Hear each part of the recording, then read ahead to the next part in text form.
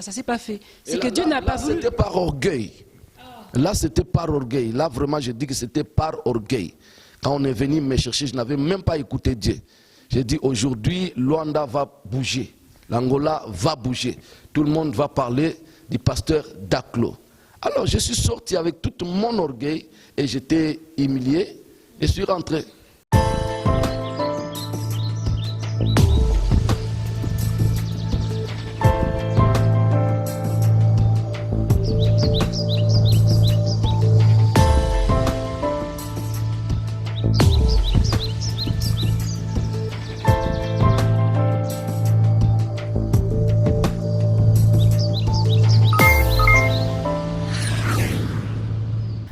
Bonjour et bienvenue sur votre chaîne 1J4 Cadence infopromo.com. Je suis votre présentatrice Sandrine Bala et toujours aussi ravie de vous retrouver et de savoir que vous êtes aussi nombreux et de plus en plus nombreux à vous abonner et être présents devant votre écran de télé, à nous suivre pour tous les sujets que nous vous proposons, les témoignages, les sujets chrétiens, tout ça. Merci vraiment pour votre fidélité.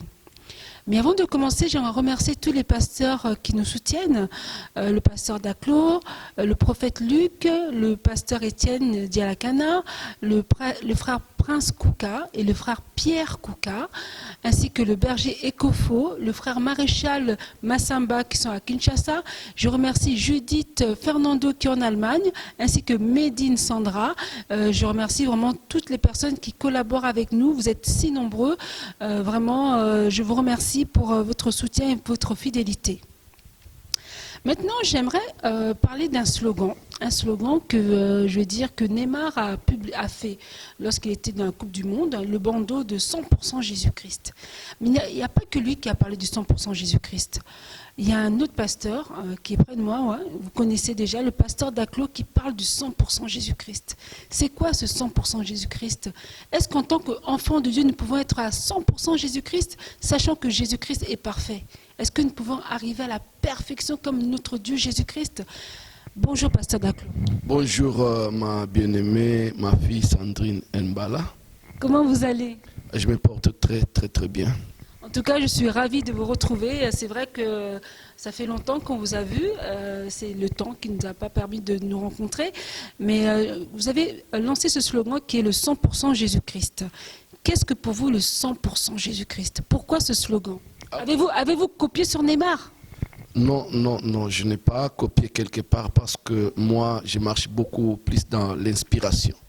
Et j'aime l'inspiration. Laisse-moi saluer d'abord les téléspectateurs de 1J4 Cadence Info Promo. Que le Seigneur vous bénisse, nos amis qui sont branchés à la télé 1J4. Vraiment pour dire que j'avais copié ou j'avais écouté quelqu'un parler de ça, non. Oui. Et pourquoi 100% Jésus-Christ? Pourquoi pas 98% ou 50%? Parce que nous sommes des êtres humains. On est moitié homme, moitié Dieu, on va dire. Ouais, 100% Jésus-Christ, ça parle beaucoup. C'est une vision qui m'a beaucoup enseigné, qui m'a beaucoup interpellé, qui m'a réveillé. Une vision qui est en train de me soutenir. Donc c'est par 100% Jésus-Christ que je suis en train de vivre, par 100% Jésus-Christ que je suis en train de travailler dans l'œuvre de Dieu comme pasteur. Donc c'est pourquoi cette vision, quand elle m'est montée dans le cœur, vraiment je me suis dit 100% Jésus-Christ en tout et pour tout. Donc le 100% Jésus-Christ, c'est pour vous en tant que pasteur? Oui, c'est pour moi en tant que pasteur. Et j'ai aimé que le 100% Jésus-Christ soit la vision de mon église où je suis pasteur, soit aussi la vision de tout le monde qui sont branchés à moi et que ça soit pratiquement une vision universelle. Donc on va détailler quand même 100% parce que vous avez dit en général. Est-ce qu'il y a possibilité de pouvoir détailler comment un chrétien peut-il être à 100% en Jésus-Christ, 100% Jésus-Christ? Ok, 100% Jésus-Christ, c'est d'abord une révélation qui nous amène à connaître Jésus-Christ dans toutes les dimensions. Dans la dimension de la lettre et dans la dimension de la révélation. Parce que dans la dimension de la lettre, quelqu'un te dira que Jésus est le Fils de Dieu. Et dans la dimension de la lettre, quelqu'un te dira que Jésus, il est le prophète. Dans la dimension de la lettre, il te dira que Jésus est le Fils de Marie. Mais dans la dimension de l'inspiration, nous allons comprendre que Jésus-Christ est le Dieu et celui qui est sur le trône s'appelle Jésus-Christ. Donc il y a eu les temps où Dieu se manifestait dans de diverses manières, dans diverses dimensions. Alors il a eu aussi des noms et des noms. Mais maintenant dans notre temps, pour que nous puissions être des bons chrétiens, des vrais chrétiens, donc nous devons avoir la connaissance parfaite de Dieu. Et cette connaissance parfaite de Dieu et connaître aussi le vrai nom de Dieu, le Dieu que nous adorons en ce temps, le Dieu que nous glorifions en ce temps. Donc nous devons avoir la révélation parfaite de ce Dieu-là. Et cette révélation parfaite-là, quand j'ai été vraiment inspiré et que j'avais compris à 100% que celui qui est sur le trône, le créateur du ciel et de la terre, s'appelle Jésus-Christ, Yehoshua HaMashiach. Et par là, je me suis dit tout en lui. Donc en lui toute la gloire, en lui tous les honneurs, en lui tout. Donc si je serai serviteur de Yehoshua HaMashiach. Si je serai tout ce que je pouvais être, donc Yehoshua HaMashiach, Jésus-Christ de Nazareth. Pasteur Daclo, ça fait longtemps que vous êtes dans le ministère, plus de 20 ans je pense. Et est-ce que dans votre rencontre, vous avez déjà rencontré une personne à 100% Jésus-Christ? Oui, il est possible en ce temps où nous sommes de rencontrer une personne qui a 100% Jésus-Christ. Donc c'est quelqu'un qui a donné toute sa vie à Christ. Mais vous savez, Pasteur Daclo, il y a l'apparence aussi. On peut voir, je sais qu'il y avait un témoignage d'un pasteur à Kinshasa qui a dit que près de lui, il avait un serviteur qui était très assidu dans la parole de Dieu. Il était un modèle de la perfection, mais en même temps, ce n'était pas vraiment un vrai serviteur, c'était un agent du diable. Il ne faut pas se leurrer parce qu'on peut dire qu'en apparence, on peut être à 100% Jésus-Christ, mais au fond, on n'est que une mascarade. Ok, dans 100% Jésus-Christ, on n'a pas à chercher de rencontrer une personne qui est à 100% Jésus-Christ. Mais dans 100% Jésus-Christ, on doit vivre personnellement 100% Jésus-Christ. Donc Jésus-Christ dans toutes les dimensions. Chercher à vivre Jésus-Christ dans toutes les dimensions, dans ta propre vie. D'accord. Détaillez-nous les dimensions dans lesquelles les hommes chrétiens, les femmes chrétiennes doivent vivre ce 100% Jésus-Christ. C'est premièrement dans la nouvelle naissance. Il faut naître de nouveau de l'Esprit de Dieu. Naître de nouveau de l'Esprit de Dieu. Qu'est-ce que cela veut dire naître de nouveau? Parce qu'on dit toujours naître de nouveau par l'eau du baptême. Il y en a d'autres qui disent naître de nouveau, je suis déjà né une fois. Ils ne croient pas toujours à la naissance nouvelle. Parce que moi je sais, il y a des personnes qui sont à l'église, ça fait plus de 30 ans qu'ils sont à l'église. Et il n'y a rien de leur vie qui montre qu'ils sont nés de nouveau. Pourtant ils sont baptisés et tout ça.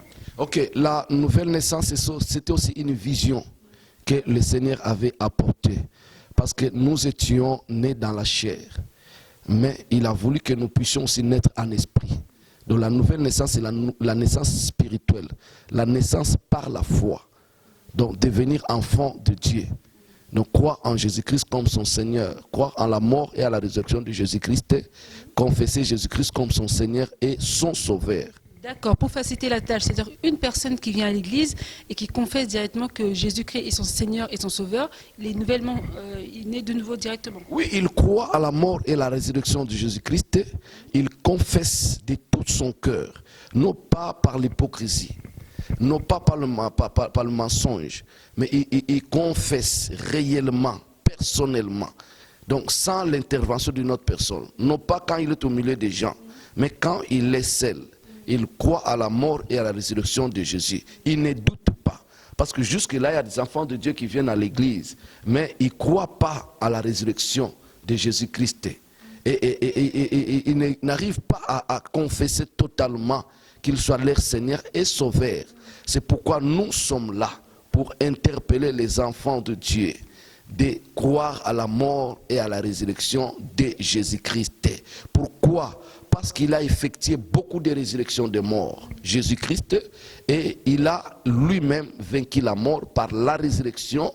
Et aujourd'hui, bien-aimé, il était monté au ciel à la vie de tous, et il a promis l'Esprit. L'Esprit est venu.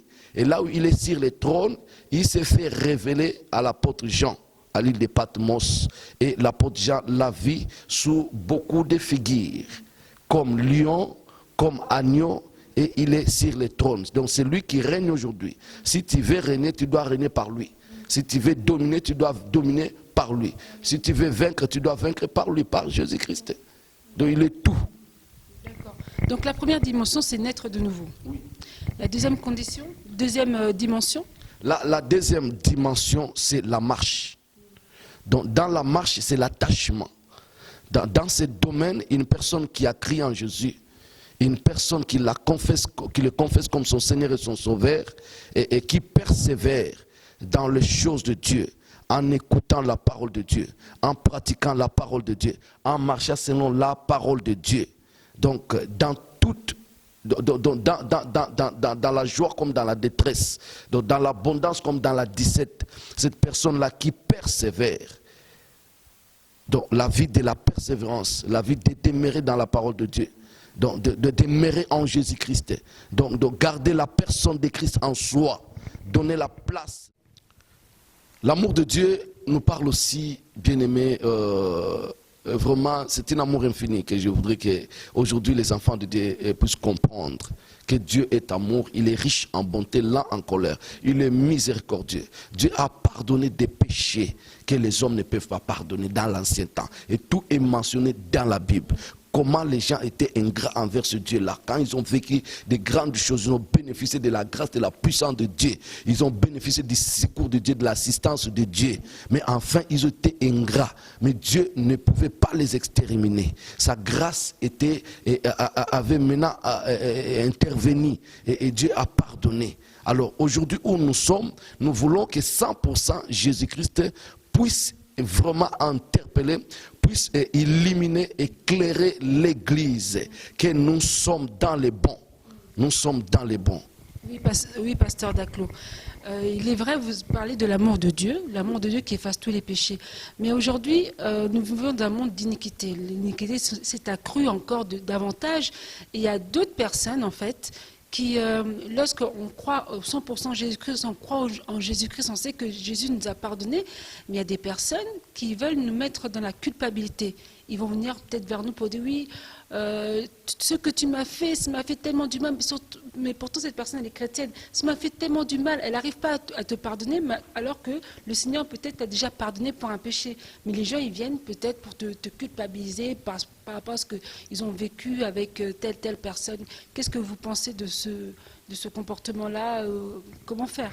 100% Jésus-Christ, c'est croire à la miséricorde de Dieu, croire à la grâce divine, croire à la bonté de Dieu. La Bible dit que chaque matin, il renouvelle sa bonté. Donc quand moi je me réveille un matin, je sais que non, Dieu a renouvelé sa bonté. Donc toutes choses sont devenues à zéro. Donc il me prend comme un bébé qui vient de naître. Donc je bénéficie de son amour. Même si j'avais péché, même si le monde, les hommes ne me pardonnent pas, mais je crois à la miséricorde de Dieu, qu'il est riche en bonté et lent en colère, il est miséricordieux. Alors, moi, mon problème, c'est de m'humilier devant quiconque avec qui j'ai un problème et de demander pardon. Si j'ai posé mon acte, je n'ai pas à me culpabiliser. Non, je dois ôter en moi la culpabilité. D'ailleurs, le Saint-Esprit, donc Jésus-Christ invisible en moi, voyez la dimension de 100% Jésus-Christ. C'est aussi devenir le temple de Dieu. Donc Dieu vient habiter en toi. Moi qui étais une épave, un carton de prostitution, d'adultère, de quoi que ce soit, de l'alcool. Donc j'abusais de tout. Le corps était abusif, ma vie était abusive. Mais Jésus m'a choisi. Et il m'a choisi pour que je devienne son temple. Donc, de lui-même, il m'a lavé, de lui-même, il m'a purifié, de lui-même, il m'a pardonné de tous mes péchés, et de lui-même, il a choisi que je sois son temple, il vienne habiter en moi. Alors, moi là, je commence à vivre toutes les promesses de Dieu. Parce que quand il a dit que vous ferez des miracles, moi, je commence à vivre le miracle dans mon ministère. Vous ressusciterez les morts. Moi, je commence à vivre toutes ces choses dans mon ministère. Vous imposez le main sur les malades soient guéris. Je commence à vivre toutes ces choses. Alors je me dis, ce n'est pas par mon grand-père, ce n'est pas par ma grand-mère, loin de là par mon père, mais c'est par Jésus-Christ. Donc c'est pourquoi je dis 100% Jésus-Christ. De 100% Jésus-Christ veut dire encore quoi? Donc Jésus sans mélange. La parole de Dieu sans mélange. Parce qu'aujourd'hui, dans le monde, il y a aussi ceux qui sont en train de propager la parole de Dieu, mais une parole qui est déjà mélangée. Comment ça, mélanger? Une parole qui est mélangée, c'est quelqu'un qui parle de Jésus-Christ, qui parle du Saint-Esprit. Mais en réalité, ce n'est pas le Saint-Esprit qui est en train d'opérer en lui. Donc en réalité, ce n'est pas par Christ qu'il est en train de faire tout ce qu'il est en train de faire. Oui, nous sommes témoins de beaucoup de choses. Si on regarde bien le 100% Jésus-Christ, si on inclut par exemple les églises, dans les églises, les pasteurs, il y a beaucoup de pasteurs aujourd'hui qui ne vivent plus vraiment la vie chrétienne selon le Saint-Esprit, comme vous dites, et ils vivent selon les gré-grés qu'ils font pour faire venir les gens à l'église. Maintenant, si une personne remarque que dans l'église, ça ne se passe pas bien, la parole n'est pas bonne, qu'il y a des soupçons, qu'il y a des choses qui sont sous-marins, mais qui ne sont pas vraiment bibliques, que doit faire cette personne? Est-ce qu'elle doit rester dans cette église ou est-ce qu'elle doit partir?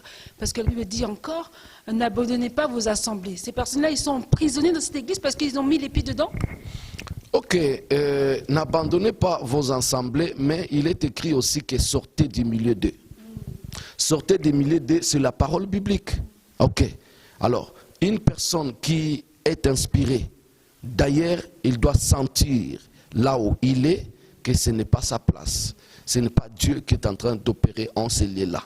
Et une fois qu'il est interpellé par le Saint-Esprit, il doit obéir à la voix du Saint-Esprit. Mais peut-être il est là à cause du tribalisme. Donc c'est lui qui est là comme pasteur, il est Moussakata comme moi, il est Moutetela comme moi, il est Indien comme moi. Alors il est là peut-être par tribalisme ou par racisme. Alors tous ces sentiments est aussi en train de nuire les gens.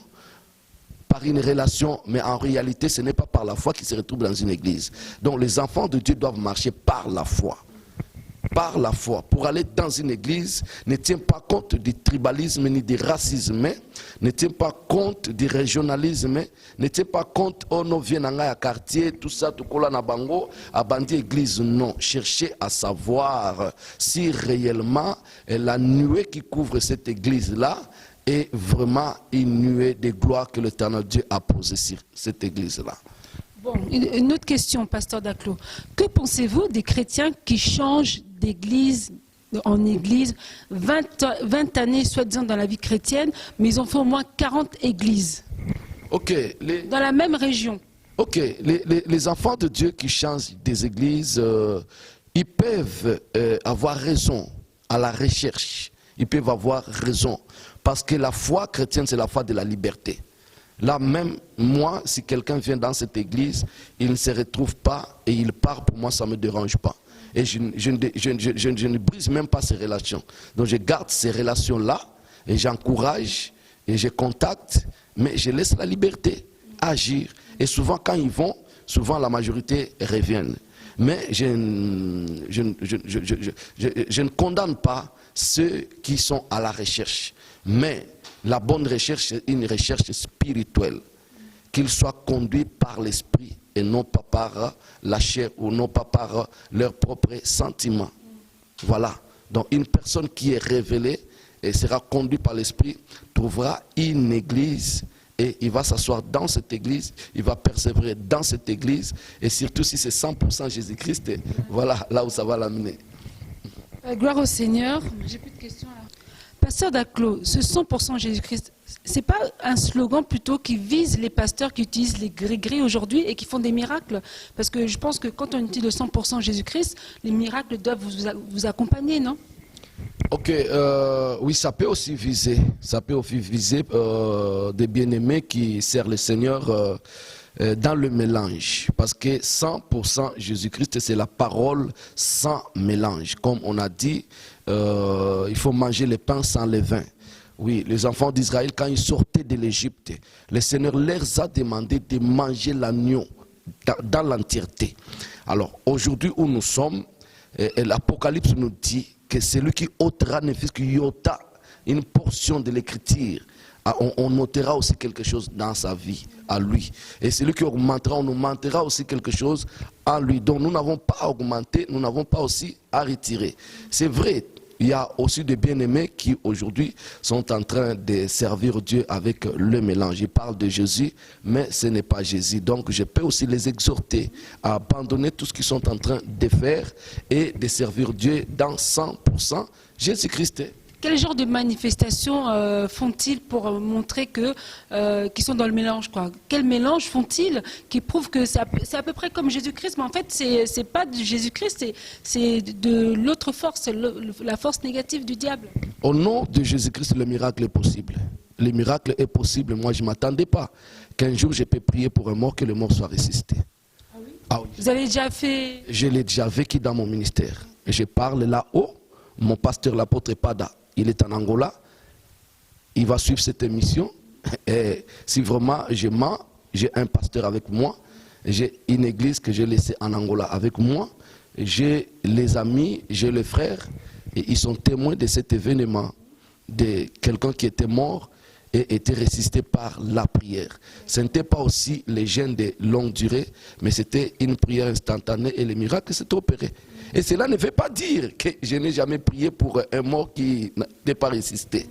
J'ai déjà aussi prié pour un mort à la porte de la morgue. Ah oui, à la porte de la morgue, on est venu me chercher, on m'a amené juste à la porte de la morgue. Alors la famille refusait que leur cadavre entre dans la morgue. Et j'ai touché les cadavres, j'ai senti les froideurs là.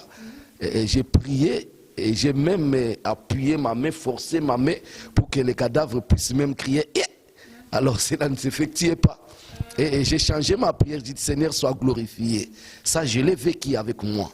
Mais j'ai aussi vécu un miracle de quelqu'un qui était mort. J'ai demandé à la famille de m'amener l'habit qu'il portait. La famille a pris l'habit de la personne qui était morte. Ils m'ont amené l'habit là où j'étais. Donc l'opération était de 9h jusqu'à, je crois, 14h. Ils m'ont rejoint à 14h et j'ai prié pour l'habit. Et quand ils sont rentrés, ils ont trouvé que la personne était réveillée et debout. Donc pas seulement réveillée de voir et encore malade, mais debout et guéri. Quelqu'un qui ne se tenait pas debout il y a au moins 2 semaines passées. Quelqu'un qui ne parlait plus il y a 3 jours passés. Et le matin, on a trouvé qu'il avait rendu l'âme. Et ils sont venus chercher le pasteur. Et le pasteur a prié. Et le pasteur en question, c'est le pasteur d'Aclo. Voilà que je dois vraiment faire confiance à Jésus. Donc 100% Jésus-Christ. Pourquoi? Parce que j'ai rencontré aussi d'autres amis. Il y a un pasteur, s'il est en train de m'écouter en direct, là je parle, il saura que je parle à lui. Il est venu me solliciter. Me solliciter pour me demander, toi tu viens de l'Angola, est-ce qu'à partir de l'Angola, là tu as des relations qui foulent les pieds au palais présidentiel? Et j'ai accepté. Et il m'a dit que nous avons une opération qu'on peut faire pour qu'on ait de l'argent et aussi l'ascension dans les ministères. Et j'ai dit quoi? Et il me propose qu'ils ont quelque chose qu'ils font qui fait prolonger les règles menstruelles de la femme. Donc au lieu de 3 jours, ça peut faire 1 année, ça peut faire 2 ans, 3 ans. Alors lui, il est conscient que c'est lui qui l'a jeté ça. Alors il va attendre le jour où il viendra peut-être prophétiser pour te dire ce que tu es en train de vivre et te proposer qu'il va prier pour toi. Et tu dois donner autant. Alors là, ils me disent qu'il ne faut pas attaquer des personnes vulnérables. Il ne faut pas attaquer des personnes qui n'ont pas d'argent. Quand tu fais ces choses, tu dois être sûr que cette personne-là, peut-être il vendra une maison ou te donnera une grande maison ou il te donnera 300 000, 150 000. En contrepartie, elle a des règles pendant 1 année, 3 ans. Et oui, et la personne est en train de souffrir. Le sang coule toujours. Alors, si vous vous présentez et qu'elle soit guérie, vous gagnez ce qu'elle va vous donner. J'ai rencontré des propositions comme ça. Voilà, alors, telle personne, si vous entendez que cela s'est opéré avec lui parce que le pasteur, qu'est-ce qu'on va dire? On peut avoir son nom peut-être? Non, je ne peux pas citer son nom, pour le respect. Ah ouais, il est libre. Voilà. D'accord, mais moi ce que je comprends c'est que en fait, c'est Dieu qui est souverain.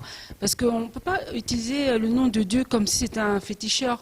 Tout ce qu'on veut que Dieu fasse, parce que c'est comme vous avez fait, le malade, vous avez tenu la main pour qu'il puisse, le mort, qu'il puisse se ressusciter, ben, ça ne s'est pas fait. C'est que Dieu n'a pas voulu. C'était par orgueil.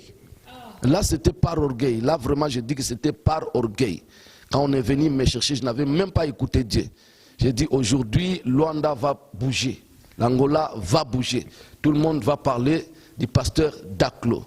Alors, je suis sorti avec tout mon orgueil et j'étais humilié. Et je suis rentré. Mais l'autre jour-là, il n'y avait personne. J'étais seul dans mon bureau. Et la mère de l'enfant était au travail, un enfant de 17 ans, et sa grand-mère était seule à la maison.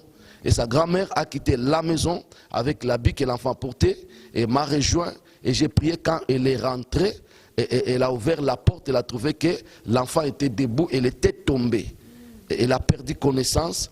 On a commencé à lui jeter de l'eau. Et c'est quand elle criait que Jésus est Seigneur, réellement Dieu existe. C'est alors que les gens ont cherché à savoir si qu'est-ce que c'est. D'accord, pasteur Daclo, ça c'est vraiment un très grand témoignage sur la résurrection. Mais parlons juste des miracles un peu banals, on va dire. Hein. Pas banals parce que tout est important devant Dieu, mais les miracles de maladie, tout ça. Autant les serviteurs de Dieu font des miracles par le Seigneur Jésus-Christ, au nom de Jésus-Christ, dans la vérité, autant les serviteurs du diable font également les mêmes miracles. Ils marchent aussi sur l'eau. Il y a un serviteur du diable, un grand magicien dans le monde, je crois, comment? Ouais, un Américain là, qui marchait sur l'eau. Il a essayé de David. Ouais.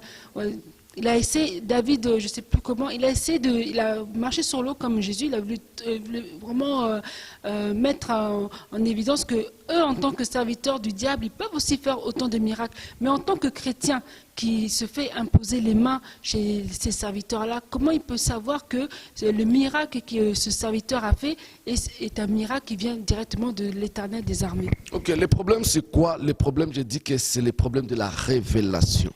La femme qui saignait pendant 12 ans avait contacté des médecins et des médecins. Elle avait contacté aussi beaucoup de problèmes. Mais ce jour-là, il y avait aussi une grande foule. Il y avait aussi des grandes personnes dans la ville. Mais Jésus, quand il avait traversé, il était entré dans la ville, la femme avait une révélation, avait une inspiration. La femme s'est dit, moi je vais aller chez Jésus, parce qu'elle avait entendu parler de Jésus. Elle a dit, je vais toucher le bord de son vêtement et je crois que je serai guéri. Donc elle était inspirée. Elle avait la révélation du Fils de l'homme. Et aujourd'hui où nous sommes, la première des choses, de ne pas seulement penser au miracle ou à sa guérison, mais c'est d'abord de penser à son salut. À son salut. Et après, celui qui a sauvé, il est capable de guérir, capable de délivrer et capable de tout accorder. Donc nous ne devons pas courir rien que derrière des signes, mais nous devons chercher la source des signes. Nous ne devons pas courir derrière le miracle, mais nous devons aussi chercher la source des miracles, parce que cela n'est pas donné qu'aux pasteurs, pas seulement aux apôtres, pas seulement aux prophètes, mais cela est donné à toute personne qui croit en Jésus-Christ comme son Seigneur et son Sauveur. La Bible dit, tout cela imposeront le main sur les malades et les malades seront guéris. D'accord, pasteur Daclo. Pour finir, en fait, pour conclure, tu demandes en fait que les enfants de Dieu puissent être autonomes spirituellement aussi, non? Oui, l'autonomie spirituelle est aussi importante, parce que Christ en moi, l'espérance de la gloire. Donc si j'écris en Jésus, bien que j'ai mon pasteur, le pasteur c'est le guide, le pasteur c'est le conducteur, le prophète c'est quelqu'un qui apporte la révélation divine. Tout ça, ça nous soutient. L'évangéliste c'est celui qui a prêché la parole de Dieu, je l'ai reçu et j'ai donné ma vie en Jésus-Christ. Et je vais maintenant dans une église où il y a un pasteur pour me conduire pendant la période. Mais en réalité, l'Esprit de Dieu est en moi. Donc Christ en moi, l'espérance de la gloire. Donc que je sois aussi capable, tout chrétien doit être capable, doit avoir cette possibilité, cette assurance-là, de dire que si je vis, ce n'est plus moi qui vis, mais c'est Jésus-Christ qui vit en moi. Parce que quand on est né de nouveau de l'Esprit de Dieu, on est devenu une nouvelle créature. Donc toutes les choses anciennes sont passées, toutes choses sont devenues nouvelles. Alors dans ce domaine, un enfant de Dieu qui est dans la vie chrétienne doit avoir aussi une vision, la vision de la croissance, de devenir, la vision d'aller plus loin, la vision de la profondeur. Parce que dans les choses de Dieu, le Seigneur prononçait beaucoup de mots. Et il faisait aussi beaucoup des actes qui étaient prophétiques. Quand il dit à quelqu'un de jeter le filet, d'aller dans les eaux profondes. Donc il est le Dieu des profondeurs. Donc si nous le cherchons, nous devons aussi le chercher dans toutes les profondeurs. Donc dans les hauteurs, il est Dieu. Dans les profondeurs, il est Dieu. Dans la grandeur, il est Dieu. Donc nous devons utiliser toutes les dimensions à la recherche de la gloire avec le Seigneur. Parce qu'il est le même. Mais pourquoi nous ne vivons pas tous les mêmes choses? Tous nous sommes fils de Dieu. Tous nous avons cru en Jésus-Christ. S'il vient aujourd'hui, nous tous nous le verrons. Mais dans cette terre, nous avons tous, chacun, le prix à payer. Si tu payes le prix des sacrifices, tes sacrifices te payent aussi des grands résultats. Tous nous sommes chrétiens, mais quelqu'un qui gêne beaucoup, qui se sacrifie beaucoup, et cet homme-là, il est beaucoup dans la présence de Dieu. Vous savez, si quelqu'un qui est dans la présence de Dieu, il reçoit toujours l'onction. Donc la présence de Dieu, c'est comme si l'huile, tu es sous une robinet de l'huile qui tombe sur ta tête. Ça te oint, ça te oint. La dimension de l'huile que tu reçois ne sera pas la même dimension. Ça sera aussi la dimension de miracles, des signes et des produits qui vont t'accompagner. Mais une personne qui est chrétienne, il a déjà crié en Jésus. Il est déjà sauvé. Et si le Seigneur venait aujourd'hui, il ne sera pas bloqué parce qu'il ne priait pas. Non, il verra le Seigneur. Mais sa vie ici sur la terre ne sera pas la même chose avec un chrétien qui a crié comme lui, mais qui prie beaucoup. Voilà. Amen. Nous avons fini, pasteur Daclo. Ce que je peux conclure, c'est que nous devons faire un effort en tant qu'enfants de Dieu, de parvenir à la stature parfaite du Seigneur Jésus-Christ, d'être les imitateurs des serviteurs, des vrais serviteurs de Dieu que nous avons dans la Bible, de lire la parole de Dieu, d'avoir l'amour abondant en nous, parce que l'amour couvre une multitude de péchés et c'est la finale en fait. L'amour, c'est la finale, ça complète tout.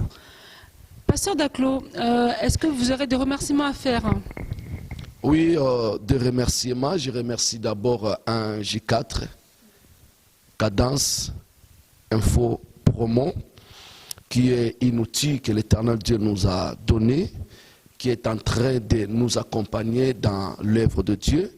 C'est comme la barque de Pierre qui a servi le Seigneur pour que le Seigneur puisse parler. Et maintenant, cette barque-là devait être bénie. Et c'est par cette barque-là que Pierre devrait observer les miracles de pêche miraculeuse.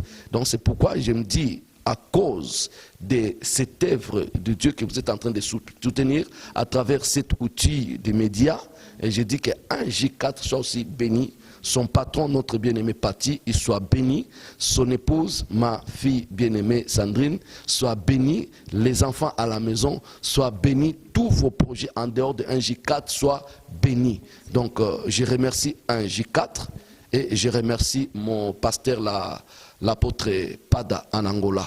Et je remercie ma chère épouse, je remercie les collèges de la coordination de mon église, et tous les membres de l'église. Vraiment, je remercie tout le monde qui m'ont soutenu pour que vraiment l'œuvre de Dieu puisse évoluer telle qu'elle est en train d'avancer. Et j'ai béni aussi tous mes partenaires. Là, je ne vais pas citer les noms, parce que la fois passée, j'avais eu des problèmes. Pasteur, tu as parlé de l'un, mais pourquoi tu n'as pas parlé de moi? Donc, il y avait de ceux qui s'étaient irrités. Oh non, pasteur, au bois qui libanga. N'habite libanga te. Alors, cette fois-là, tous mes partenaires à Kinshasa, tous mes partenaires en Angola, tous mes partenaires en Europe, soyez bénis, que mon Dieu puisse vous combler de toutes les bénédictions, parce que vous êtes en train de soutenir l'œuvre excellente. Et vous êtes en train aussi de voir la croissance de l'œuvre. Voilà, c'est bien quand on soutient l'œuvre et qu'on voit sa croissance, ça encourage toujours.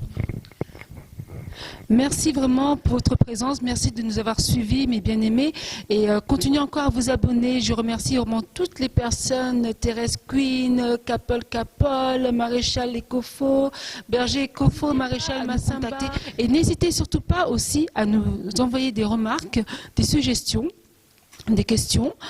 Nous ferons en sorte que dans les prochaines émissions, que nous puissions les publier.